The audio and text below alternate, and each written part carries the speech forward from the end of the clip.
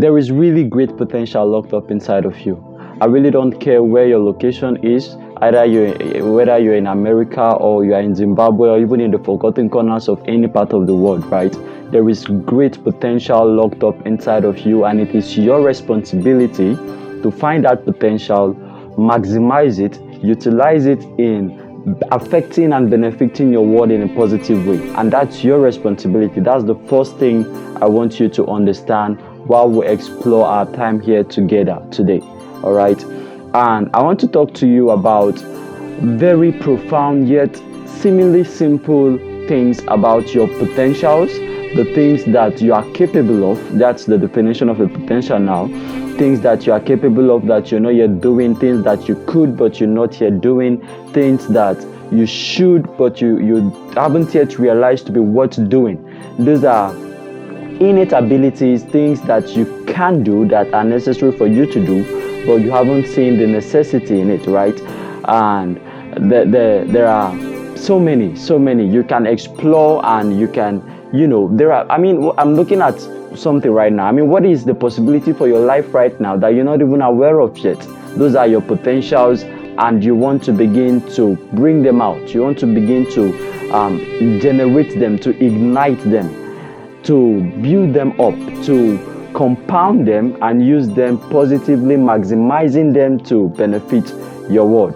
And I want to talk to you about 4 things that kill potentials. Believe me, these are very dangerous stuff. If you don't understand, some keep away, many keep away, just keep away from them all. In fact, you are going to be redundant in life. You're going to experience so many failures, and you're going to the reason why many people consider suicide, really, why would anybody want to kill his or herself? Why would somebody want to? Life itself is a gift. It's as if you're being handed a gift and you're saying, I don't want. It's free. You've been given this gift free, and there is so much you can do with it, and you're saying to yourself, it's not worth it. I can't go through all of this to enjoy the gift that has been seemingly handed to me.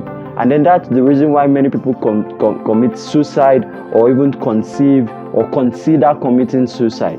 And you believe me, you might reprimand them and say, that what they are doing is wrong, or they shouldn't think in such a line. But if you experience what some people experience in their lives, there are many things worse than life and death. There are many things worse than death. Many of us are afraid of death. So a survey was taken, I think, and people rated the fear of public speaking against the fear of death, ahead of the fear of death, the fear of death coming second, and so many other fears. But you can see, and if you think to yourself right now that death is really the highest thing to be afraid of, what then should be the fear of after death, right? What happens after death? That you eventually, all life dies. The price for life is death. The price for death is life. And for you to die, you have to live, right? So all life dies. But what happens after death? There are so many things scarier than death. And that's exactly why many people commit suicide. And you want to not be in that category of people who seemingly see that or think that life is so unbearable that they prefer to not be conscious than to be conscious and experience what they're experiencing with their lives. And these are 4 things that will kill your potentials, your innate abilities. Potential is what something can be that it isn't, what something can do that it hasn't done. It doesn't matter what you've done in the past. Your potentials are what you haven't done. You could be a great footballer, but you never know if you can be a great swimmer, right? You could be a great speaker, but you never know if you could be a great coach until you venture into that. So your potential is what you haven't done, but you can do. And believe me, all of us, wherever you are, whoever you are, whatever your experiences are, whatever your situation is, whatever your down times are saying to you, there is so much locked up inside of you. And if you just open your mind to that possibility, I was reading on somebody who, he came to a psychiatrist, and he didn't really understand his problem, and he said to this doctor that I have lost everything. I mean, my children are grown up, my wife is with me, and I have lost everything I have labored for. I'm age 75. I have lost literally all the things that I've labored for my entire life. And this doctor sat the person down, and he began to go through the list of things he thought that are his current assets, right? So he asked the man, do you still have life? He said, yes, of course, I'm speaking with you. Is your wife still with you? He said, yes, she will never leave me. She loves me too much. Do your children still respect you? Of course, they do. I've helped them. I've invested so much in them, so they respect me greatly. Do you still believe in your faith, your God? Yes, I mean, I couldn't have come this far if not because of what He did for me, if not because of the role God played in my life. Do you still have your mind intact? He said, yes. I mean, my sanity is intact, just that everything is just against me. I can't really think right now. The doctor went through the list and literally listed everything back to him and said, and the man now realized that the things that he had actually taken for granted. I mean, the fact that he's alive alone, the fact that his wife is with him and will never leave him for anything, the fact that his children are still with him, the fact that he's got his sanity in check, the fact that many blessings that the man counted, that at that time, because of the down times he was feeling, because here's what you want to understand: whatever you think about is what you multiply and expand in your life experiences. Whatever you meditate on, whatever you ponder on, is what your life, you act the way you think, and you think the way you act. It's vice versa. So the way you act really will prompt up behavior that will make you begin to think in a certain way, and the way you think will manipulate your mind to make you act in a certain way. So if you keep on reminiscing on what you don't have, rather than what you have that you could maximize and make do of what you have where you are with what to do what you can do, that's all you can see. That's all you're really going to see. So you want to break free of that grip. You want to start thinking in a way that sees the possibility. Elaborate your scope of thinking and broaden you to many blessings that you have right now, that if only you can just picture them and just ponder on them, meditate on them, reminisce on those possibilities, count your blessings one by one, you could do so much more with your life. The 4 things that you need to avoid whenever you find out that you are in a state of development, for you to utilize your potentials, those things that are locked up inside of you that you could do but you are not yet doing. Number 1 is that you need to kill fear. I mean, what are you afraid of? You're afraid of failing. You're afraid of, there are many of us who are afraid of other people. What other people, like literally meeting other people, we are afraid. Communicating our ideas to people, we are afraid. Taking the next step, we are afraid. Doing that, we are just constantly afraid of. Thinking everything negative that could go wrong, and not really bringing our mind into what could actually go right about what we want to do. There are many of us who are literally pessimistic, right? We are always seeing the wrong in everything. There is nothing right about anything that anybody is doing or that we are about to do. Whenever you literally can go to some people and you give them, and their brain will literally go check, and then the only thing that they will be thinking of is all the things that could go wrong about that idea. You read Sun Tzu, The Art of War by Sun Tzu, and there was this general, and he literally, all his mind was about everything that couldn't go right. He was the kind of person that you've pictured everything that could go right about an idea. You go to him, he's going to give you everything that will go wrong about it, and he will be 100% right. But here's what I want to say. So what gives, right? What happens if you go to your ideal, if you go after your goal and you do fail? So what? You tried, you failed, you learned. And I want you to see failure not necessarily as an obstacle, but as a feedback. There is really no failure, only feedbacks, right? I think it was Abraham Lincoln that said that failure is only a chance to begin again, this time more intelligently. So you want to keep that in mind. It is really a chance for you to begin again more intelligently. So kill fear, kill fear. There is nothing to be afraid. Nobody gets out of life alive. People that you have admired, the most vital thing you have right now is your life. The most important thing you possess right now is life, because with it you can do so many things. There is no hope for a dead person. There is no hope for somebody who has lost consciousness. The only hope for improvement, the innovations, the great things that have ever been done in all humanity have been done by people who had life. So you have life right now. Kill fear. There is really nothing to be afraid of. You need to have a great self-confidence, right? A great sense of self-confidence, to put it that way, to relate with other people, communicate your ideas, do it. There is no absence of fear. I'm speaking to you right now. It's not because I feel totally confident about our time here together.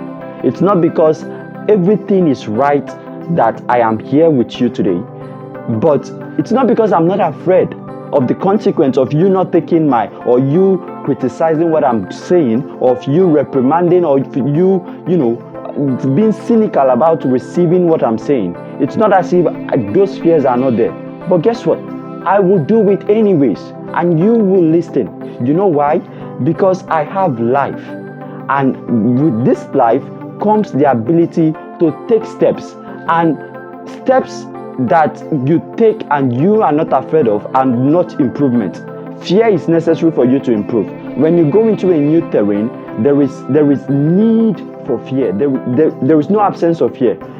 If it seems as if some people take steps and it seems as if they are literally not afraid of anything, it's because they've positioned and constructed their minds to think that way. But fear, you live with fear. I take steps with fear. I do things with fear. I go into the midst of people with fear. I speak to people with fear. I have conversations with fear. But guess what? I know there is no other option. My mind is beating. And guess what you want to understand? There is possibility for you to master fear. Instead of it being in control of you, you be in control of it. That should be your ideal. That should be your goal. To control fear. To use it for your good. Because anxiety is a positive trait. It is negative if it's your master, but it's a positive if it's your tool. So you want to use anxiety to your advantage, and fear is one great tool to manipulate for your good. Because the mere fact that you're afraid of something means that you are doing something new, and you want to break free of that normal monotony of day-to-day lifestyle, that banal, prosaic life, day-to-day monotonous life. You don't want to do that. You want to break free of that, and you want to be afraid of things. Go after your fear.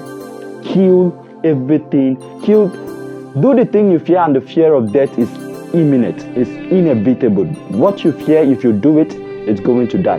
Second thing, you need to be conscious of opposition. When you're going towards your ideal, when you're going towards your goal, there are going to be oppositions. Everything is not going to fall into place. All people are not going to like you. The situations are not just going to be all right. You're not always going to be in the right environment. You're not going to have access to the right information. You're not always going to have access to everything you need readily at hand. But you want to be conscious of that, first of all, because the first step to defeating an enemy is to recognize that there is one. Sun Tzu said something. He said, know your enemy and know yourself, and you have conquered. So if you know that this is going to be an enemy to me, and I know myself that I will overcome and triumph over that enemy, then that is automatic conquering for you, right? That is automatic victory for you. So you want to have that in mind. Oppositions are going to be there. There are many things that are going to hit you. You're going to take one step, 2 steps forward. Life is going to kick you 1 step back. Some things are just going to take you so unawares. I mean, there are things that have happened to me that guess what I'm looking at? There are some things that happen to you, and at the time they're happening to you, you really can't tell why they're happening to you. Oppositions, many things that are going to hold you on the collar and drag you backward. You're going to see that you can't really explain why you're going through all those processes. But when you go through that time and you can look back from your stage, after having gone through it, you can look back and you say, okay, fine, this is why I needed this to build me. So oppositions are actually feedback tubes, feedback mechanisms, feedback agents, right? In Japanese, right, they don't really, the same word for opportunity is the same word for problems, right? So when a Japanese man is saying opportunity, it can be simultaneously be saying problem. Opportunity, problems. So whenever there is a problem, there is an opportunity. The biggest of problems domiciled in a particular environment, that's the biggest of opportunity you are seeing right there. So you want to make up your mind to see oppositions as stepping stools. And whenever you're going towards oppositions, you have to let go a lot of things, right? You have to let go a lot of junks. It's like you trying to climb a ladder with junks in your hand. Picture that. You're trying to climb a ladder and you're having a lot of junk stuffs in your hand. And one of those junk stuffs you need to let go of is doubt. Doubt of your ability to triumph over those oppositions, right? So be conscious and cognizant of oppositions, because there are things that can affect your potentials, that can affect you maximizing and developing and utilizing your potential to the fullest. Guess what you want to understand? The world is waiting for you. I am waiting for you, and it is your duty to bring yourself out where I can see you. No matter how short you are, when you come out, you will see the sky. No matter how short you are, if you come to the open, you will always see the sky. So you want to get yourself from where you are outside, so you can be in a position where you can see the sky and the sky can see you. I see the sky sees me. I see the moon sees me. I see you, you see me. And the one way you can do that is to begin to program your mind to be cognizant of oppositions around you and to move against the tide. Because that's what you want to know. When you find out that you're going with rigor, you find out that you are going striving, it's hard, then you should know that at that time you are swimming and not floating. You're actually swimming, because you need to apply pressure, you need to apply force, you need to apply energy, and that is what begets improvement. That's what precedes improvement. You can only improve when you undergo stress, there is no convenience without going through inconveniences.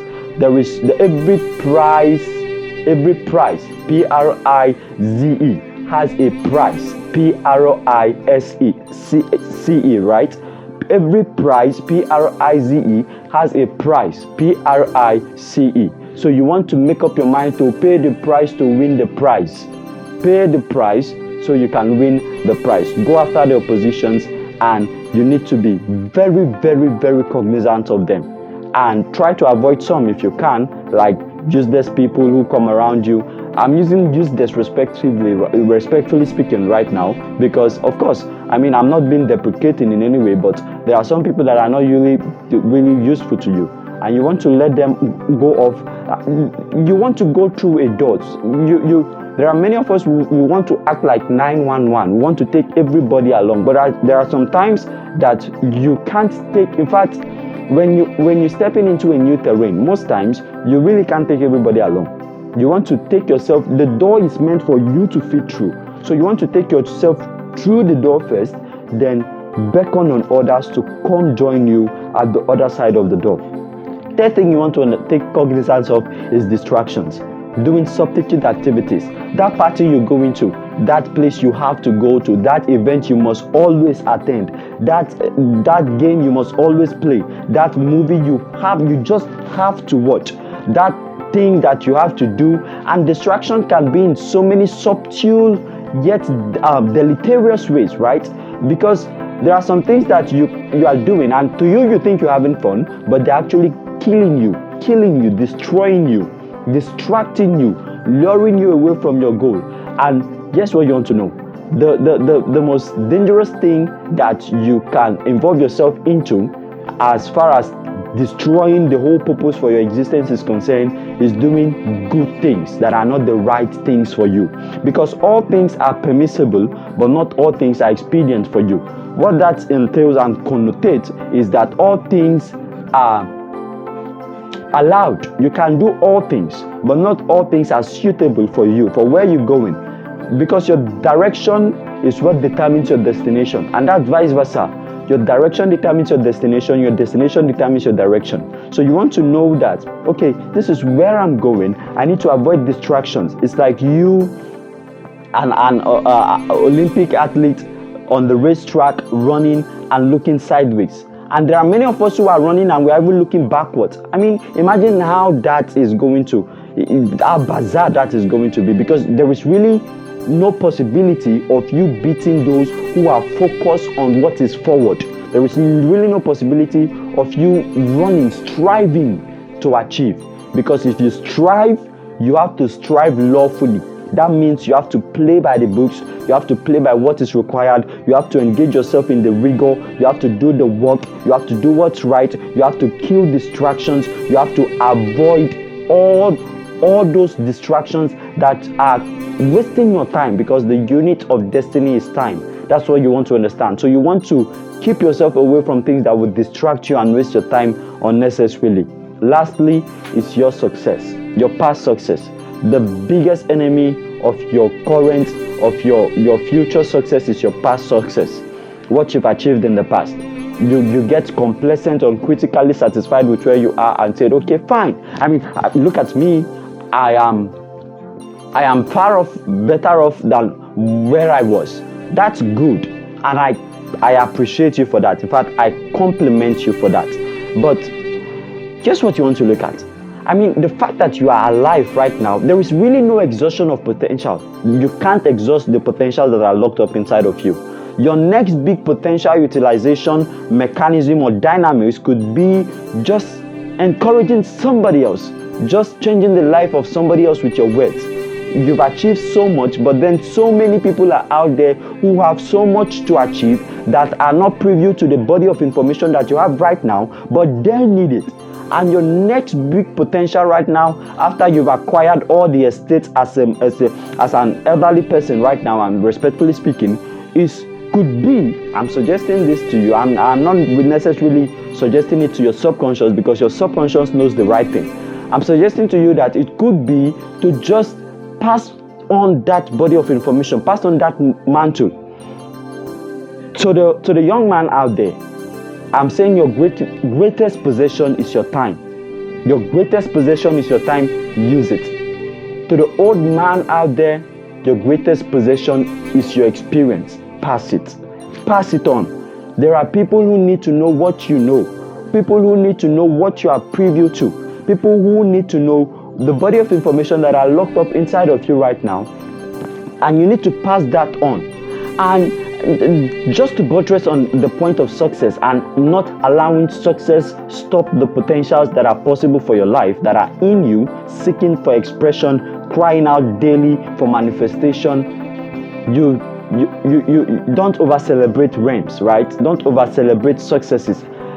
People don't clap for you for one thing twice. If you've done it once, that's it. They clap for you once, and you want to be mindful of those who are clapping. If failures are clapping, thank them, but know that this is not it. This is not where I'm going to. If mediocres are clapping, appreciate them and be glad. But when things clap, then you know that you have done a great deal of progress, and don't still stop there. Strive daily to maximize your life, because if you once you transit, really, there is really no effect that you can bring to the world, that you can bring to humanity. So you want to use up your potentials. You want to pour out yourself in totality. You want to die empty. Leave nothing undone. Leave nothing undone. Leave nothing undone. Only live for tomorrow what you are willing to die today having left undone. Let me reiterate that. Only live for tomorrow, or suspend till tomorrow, what you are willing to die today, or the time in between today and tomorrow having left undone, that you haven't done. That's what you should leave to tomorrow, right? So you want to curb your celebration of success. You want to make sure that there is a healthy balance between celebration and advancement and anger and the hunger for the next level. success is important. It's important you celebrate the little wins. It's important that you celebrate, you enjoy life, because it is just for the enjoyment.